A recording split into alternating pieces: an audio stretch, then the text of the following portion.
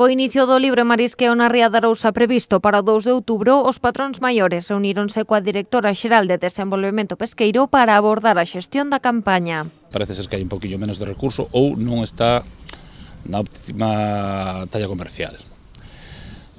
Sabemos que os mostreos non son a ciencia exacta, que sempre ao largo da campaña vamos adaptándonos sempre ao medio e mirando sempre buscando a rentabilidade, pero así a grandes rasgos pois non pinta ben. E xa lle dixen aos meus asociados, eu fatal.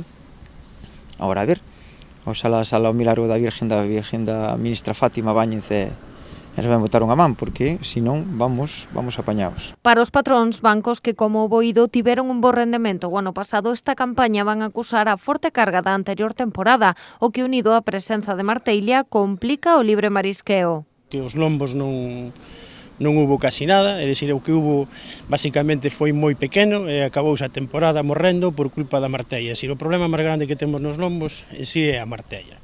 É o que nos está prejudicando ao resto dos bancos. O esforzo que se fai sobre un banco repercute no outro logo, non? Dende o sector apuntan a necesidade de buscar novos xeitos de xestionar os bancos, así como tamén de extremar o control do tamaño do marisco que chega ás lonxas. Descartado, como sempre, o tema do reparto, iso é inviable, a maioría das cofradías estamos en contra, pero intentar xestionar os bancos de outra forma, xa sea implicándonos un poquinho máis en vigilancia ou buscando novas vías de financiación para poder acabar o objetivo de que sean máis rentables. As tres cofradías vamos a meter as clasificadoras nas lonxas para intentar que o marisco pequeno xa non chegue á propia lonxa. É dicir, é unha medida que tomamos as tres cofradías, nós xa empezamos o ano pasado facendo isto no libre marisqueo. Este ano vamos a facer tamén porque senón dunha vez por todas non vamos a ser capaces a regenerar o que son os bancos marisqueiros.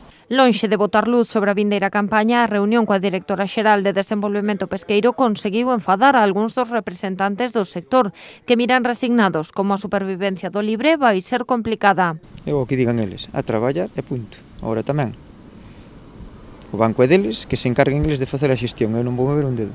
Nós somos os malos, eles son os bons, nós non facemos nada, eles fan de todo e a vida sigue igual, como Julio Iglesias di.